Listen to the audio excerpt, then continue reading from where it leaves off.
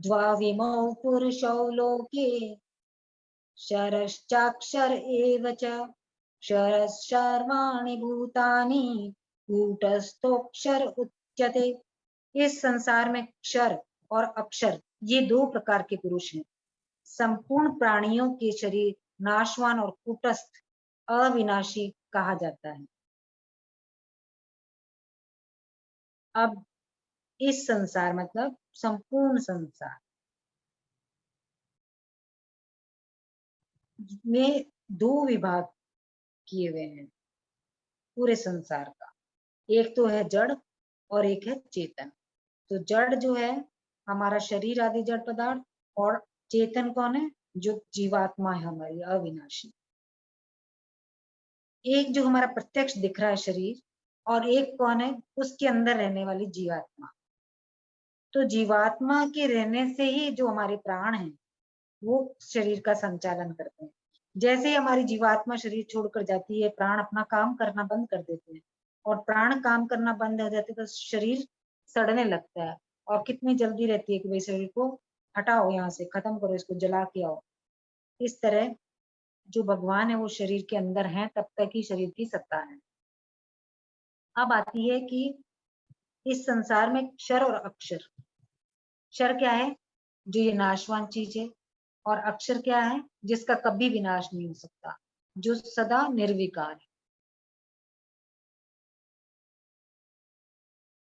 अभी इसी अध्याय की जब हमने शुरुआत की थी तो भगवान ने एक बताया था कि ये जो संसार है कैसा है? संसार वृक्ष के रूप में भगवान ने स्वरूप बताया था, और भगवान ने कहा था इसका छेदन करना जरूरी है। तो जो संसार वृक्ष है उसको ईश्वर कहा है। और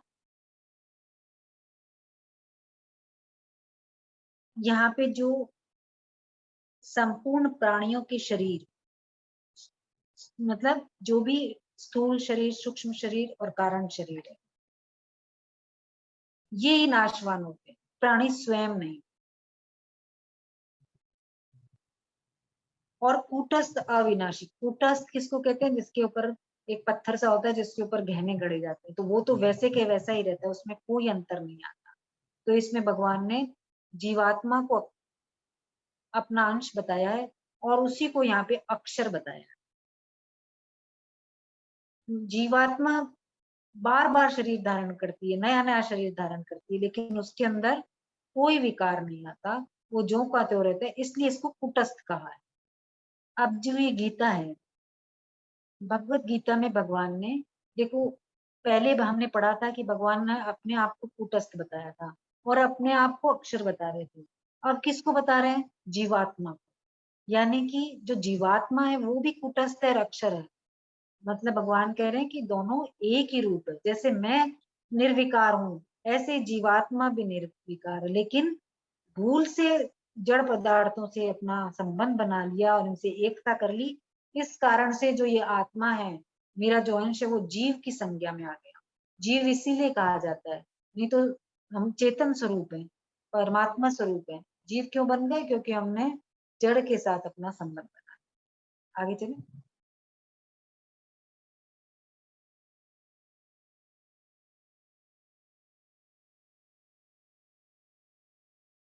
उत्तमा पुरुषस्त्वन्यः परमात्मेत्युदारितः यो लोकत्रयम् आविश्य विभर्त्य अव्यय ईश्वरः।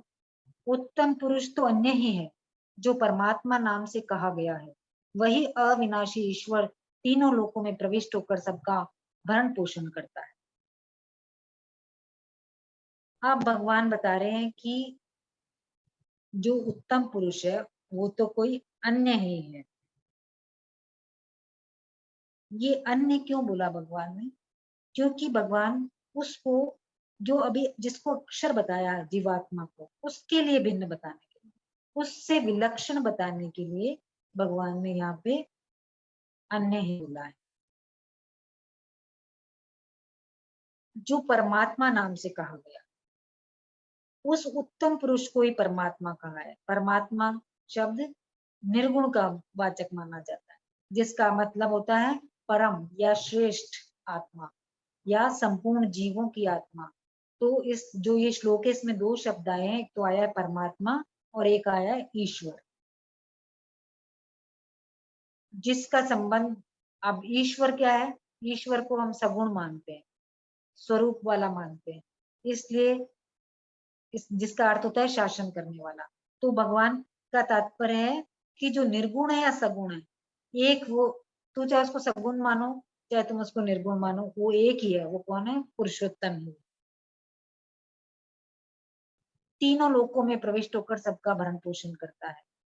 ये जो उत्तम पुरुष है, मतलब तीनों लोकों यानी कि सर्वत्र सब जगह समान रूप से नित्य व्याप्त पालन पोषण करने वाला है। मतलब कि हम मानते हैं कि एज अ माँ बाप माता पिता के बच्चे पे मानते हैं कि हमारा पोषण भरण पोषण हमारे पेरेंट्स कर रहे हैं, हमारे ऊपर आश्रित है, वो समझता है कि ये मेरा भरण पोषण कर रहे हैं। लेकिन जो ये हमारी भूल है कि कोई भी हमारा भरण पोषण कर सकता है। हमारा भरण पोषण करने वाला सिर्फ भगवान है। वो ही हमारे को जब भेजता है तो सारी जिम्मेदारी हमारी खुद ले लेता है। और लेकिन हम क्या करते हैं, अपनी जिम्मेदारी मान लेते हैं कि ये तो मेरा कर्तव्य है, ये तो मुझे करना है, इसके कारण हम कष्ट भोगते रहते हैं। अब भगवान को कह रहे हैं अविनाशी। अविनाशी क्यों है? अविनाशी मतलब कभी खत्म ही नहीं होता है इनके पास कुछ भी।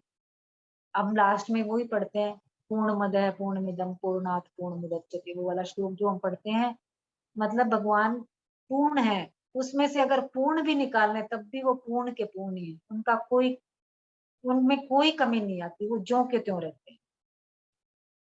जैसे आज की तारीख में, जैसे हम, हमारे पास कोई मैसेज आया, हम कितनों कोई भेज दे, हमारे फोन में तो रहेगा ही रहेगा। ऐसे ही भगवान हमेशा विद्यमान है, ज्यों के त्यों। आगे चले।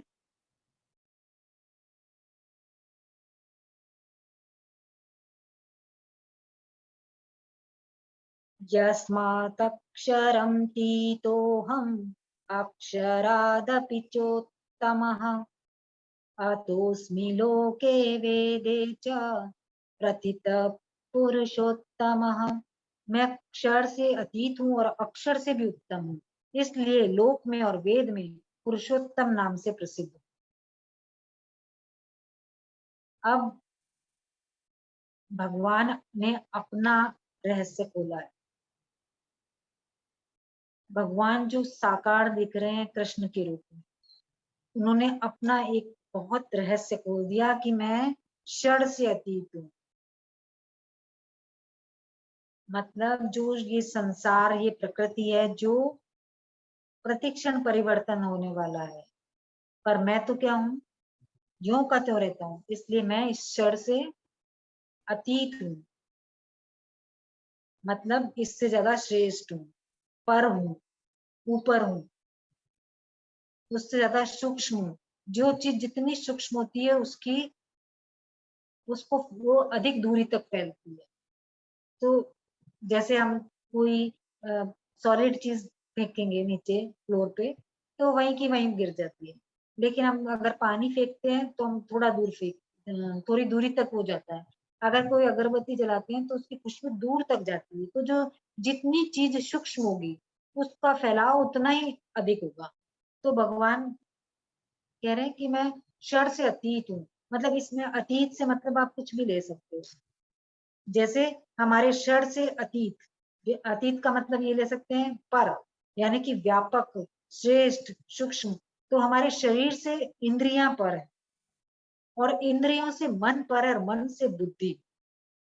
तो ये सब क्या है? जड़ है। लेकिन परमात्म तत्व चाहे कितने भी दूर हो, कितने भी पर हो, कितने भी सूक्ष्म हो, वो चेतन है, अक्षर से भी उत्तम है।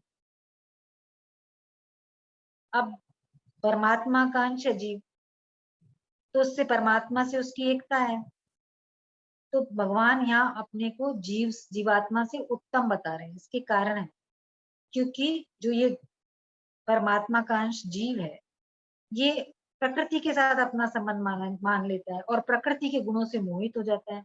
जबकि परमात्मा क्या करते हैं, प्रकृति को अधीन करके लोक में आते हैं, अवतार लेते हैं और परमात्मा निर्लिप्त रहते हैं। लेकिन जीवात्मा को निर्लिप्त होने में बड़ी कठिनाई होती है, बहुत साधन करने पड़ते हैं। तो भगवान ने अपने आप को क्षर से अतीत और अक्षर से उत्तम बताने में यही बताया है कि क्षर और अक्षर में भिन्नता है। अगर उन दोनों में भिन्नता न होती तो भगवान उन दोनों को अपने अपने को उन दोनों से अतीत नहीं बताते। अब कह रहे हैं कि वेद में पुरुषोत्तम नाम से प्रसिद्ध जो भी हमारे पुराण स्मृति जितने भी शास्त्र हैं उनमें भगवान को पुरुषोत्तम के नाम से जाना जाता है।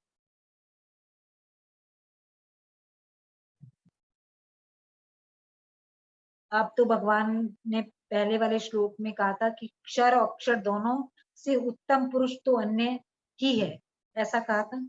तो अब ये बता रहे हैं कि वो उत्तम पुरुष कौन है। तो ये रहस्य प्रकट किया और कह रहे हैं वो उत्तम पुरुष पुरुषोत्तम मैं ही हूँ। आगे थे ना,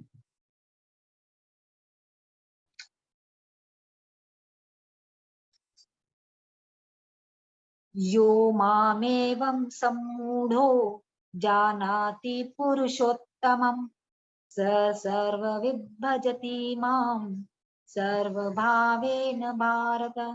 हे भरतवंशी अर्जुन, इस प्रकार जो मोह रहित मनुष्य मुझे पुरुषोत्तम जानता है वह सर्वज्ञ सब प्रकार से मेरा ही भजन करता है। अब भगवान जो भी बात इस चैप्टर में भगवान ने बात कही है संसार की, जीव की, परमात्मा की, अब भगवान उस बात को कंक्लूड करना चाहते।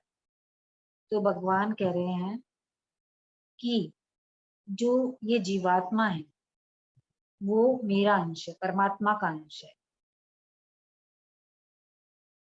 तो जब इस जीव को अपने वास्तविक संबंध का जो अनुभव हो जाता है वो ही मतलब है मोह रहित। इस प्रकार जो मोह रहित मनुष्य, मोह रहित किसको कहा है, जिसको अनुभव हो गया कि मेरा संबंध किससे है, भगवान से है, जड़ से नहीं है, जड़ प्रकृति से नहीं है। क्योंकि जो जो हमारा मोह है, जो हमारी मूढ़ता है, वो ही हमारे को संसार को या परमात्मा तत्व को जानने में बाधक है।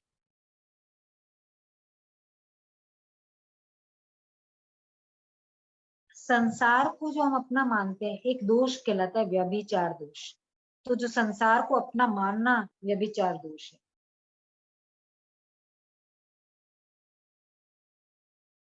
तो जो मोह रहित मनुष्य मुझे पुरुषोत्तम जानता है, मतलब जिसका मूढ़ता जिसकी नष्ट हो गई है, वो ही मनुष्य भगवान को पुरुषोत्तम जानता है। पुरुषोत्तम मतलब जो क्षर से अतीत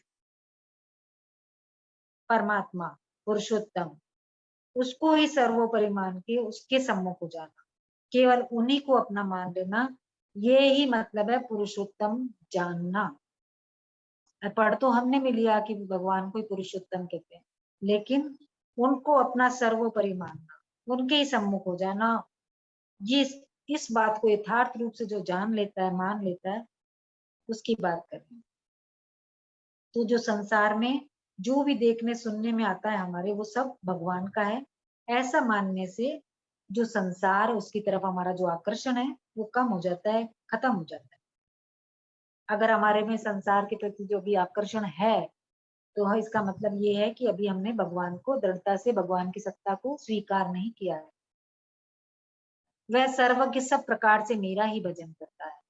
जिसने भगवान को पुरुषोत्तम जान लिया तो अब उसके अंदर कोई भी भ्रम, कोई संशय नहीं रहता और कोई चीज जानने के लिए बाकी नहीं रहती। तो इसमें उसने कितना पढ़ाई की है इससे कोई इसका रिलेशन नहीं। कम पढ़ा लिखा व्यक्ति भी भगवान को जान सकता है, भगवान के तत्व को जान सकता है। तो जो मनुष्य भगवान को पुरुषोत्तम जान लेता है वो, उसकी पहचान क्या है, कि वो सर्वज्ञ सब प्रकार से मेरा ही भजन करता है, ऐसा भगवान। मैं भगवान का हूं और भगवान मेरे। इस तरह से जो ये वास्तविकता जो है, इसको दृढ़ता पूर्वक मानने से भगवान का भजन स्वतः हो जाता है। फिर जो भक्त की जो भी क्रियाएं हैं वो भगवान की प्रसन्नता के लिए करता है, वो अपने लिए नहीं करता। तो इस तरह से जो हमारा ज्ञान मार्ग बताता है उसमें जानना और भक्ति मार्ग में मानना मुख्य होता है। आगे चलो।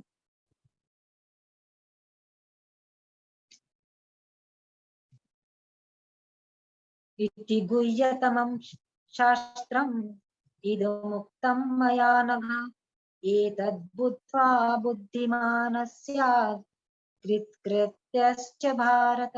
हे निष्पाप अर्जुन, इस प्रकार ये अत्यंत गोपनीय शास्त्र मेरे द्वारा कहा गया है। हे भरतवंशी अर्जुन, इसको जानकर मनुष्य ज्ञानवान और कृतकृत्य हो जाता है। अब जो भगवान ने अर्जुन को यहाँ पे दो संबोधन दिए, एक तो दिया है हे निष्पाप अर्जुन, फिर कहा हे भरतवंशी अर्जुन। तो अर्जुन निष्पाप कैसे हो? अर्जुन निष्पाप इसलिए हो गया क्योंकि उसमें दोष दृष्टि नहीं है। दोष दृष्टि करना ही पाप है। जो दोष दृष्टि रखते हैं अंतःकरण शुद्ध नहीं होता उससे, और जो रहित है दोष दृष्टि से वो उसका अंतःकरण शुद्ध हो जाता है। तो भगवान अर्जुन के सामने इसीलिए इस रहस्य को खोल पा रहे हैं क्योंकि उसमें दोष दृष्टि नहीं है। जब हम किसी रहस्य को खोलते हैं तो उसी के सामने खोलते हैं जो कि उस हमारे पे विश्वास करे। जैसे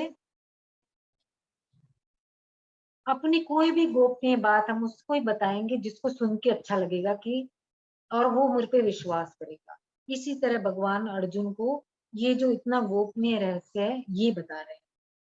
और जब हम ये बात करते हैं कि दोष दृष्टि सहित जो होगा वो इस ज्ञान को प्राप्त नहीं कर पाएगा। क्यों? क्योंकि उसमें अभिमान है, अभिमान बीच में आ जाता है। तो अभिमान होने से वो दूसरों में कभी देखने लग जाता है। जैसे अपने में अगर अच्छाई का अभिमान है तो क्या करेंगे, दूसरों में बुराई बुराई ढूंढेंगे क्योंकि मैं तो बहुत अच्छा हूँ, ये सामने वाला बुरा है। और बुराई देखने पर उसमें बुराई मिल जाएगी और फिर खुद का अभिमान हो जाएगा कि मैं देखो कितना अच्छा हूँ। तो अगर भगवान जिसमें दोष दृष्टि है भगवान के प्रति उसको अपनी बारे में बताएंगे और कहेंगे मैं पुरुषोत्तम हूँ, तो विश्वास नहीं करेगा ना। उसको लगेगा कि ये तो अपने आप अपनी बड़ाई कर। तो इसलिए जो भगवान के प्रति दोष दृष्टि होती है उसे बहुत हानि होती है। इसलिए भगवान और जो संत लोग भी होते हैं वो भी पहले परखते हैं कि आपको ज्ञान की कितनी उत्कंठा है। वो ऐसे जल्दी से आपको ज्ञान नहीं देंगे। तो वो कोई भी ऐसी गहन तथ्य वाली बात आपको नहीं बताएंगे जब तक कि वो आपके अंदर वो उत्कंठा नहीं देखेंगे। अब भगवान कह रहे हैं कि मैंने जो तेरे को ये अध्याय में भगवान ने जो भी बात कही, भगवान कह रहे हैं ये गुह्यतम है। इस अध्याय को बोला है भगवान ने कि ये गुह्यतम शास्त्र है, जबकि ये सिर्फ अध्याय है। लेकिन इसको भगवान ने शास्त्र कह दिया। इसको इसी चैप्टर को बस गीता में भगवत गीता में इसी चैप्टर को शास्त्र की उपाधि मिली। एक तो इसलिए क्योंकि इसमें पुरुषोत्तम का वर्णन है, इसलिए इसको गुह्यतम शास्त्र कहा गया। और इसके अलावा इसने इस चैप्टर से हमने पहले श्लोक में जाना कि संसार का तत्व क्या है, और फिर जाना कि संबंध विच्छेद करके भगवान की शरण कैसे हुआ जाता है। फिर अपने में स्थित भगवान को जाना, फिर वेद अध्ययन के द्वारा तत्व को जाना। इस तरह से हमने जाना कि पुरुषोत्तम को जानकर लोग सिर्फ उनका ही भजन करते। तो इस तरह से इस अध्याय में हमने तत्व को जाना। तो ये जो अध्याय है ये भगवत प्राप्ति के लिए सुगम उपाय बताए गए हैं इसमें, इसलिए इसको शास्त्र कहा गया। अब यहाँ पे भगवान कह रहे हैं कि ये गोपनीय शास्त्र मेरे द्वारा कहा गया। मतलब भगवान यहाँ पे कह रहे हैं कि जो ये सारा जगत है उसमें जो तुमको कि जो ये जो जगत है इसका प्रकाशक मैं हूं, और जो भी जीव है यहाँ पे उनके हृदय में स्थित हूँ, और वेदों के द्वारा जानने योग्य हूँ, और जो क्षर और अक्षर है उनसे उत्तम हूँ, और पुरुषोत्तम के द्वारा ये जो ज्ञान है, जो गुह्यतम शास्त्र के रूप में भगवान ने कहा है, वो कृपा पूर्वक कहा है, क्योंकि भगवान ही अपने विषय में खुद कह सकते हैं। भगवान किसी को कहते फिर कोई हमको कहता तो ये क्या होगा, सेकंड हैंड नॉलेज होगा। लेकिन अभी भगवान ने डायरेक्ट हमको कहा है, इसको जानकर भगवान से के मुख से जो ये ज्ञान निकला है, इसमें अब हमको किसी प्रकार का संशय नहीं होना चाहिए। तो ये जो पूरा अध्याय है, इसमें भगवान ने संसार की जो वास्तविकता है और जीवात्मा का जो स्वरूप है, उसका पूरा का पूरा प्रभाव, उसका पूरा का पूरा जो भगवान की खुद की जो प्रभाव है, खुद की जो गोपनीयता है, उसका वर्णन किया है। तो जो इस शास्त्र को तत्व से जान लेता है, वो सब कुछ जान लेता है, वो ज्ञानवान हो जाता है। उसके बाद में उसको कुछ भी जानना शेष नहीं रहता। तो जो परमात्म तत्व को जो जान लेता है, उससे उसका मोह खत्म हो जाता है। और जितनी भी विद्याएं हैं, उनसे अनजान होते हुए भी जिसने परमात्मा को जान लिया, वो ही ज्ञानवान, उसी को ज्ञानवान कहते हैं।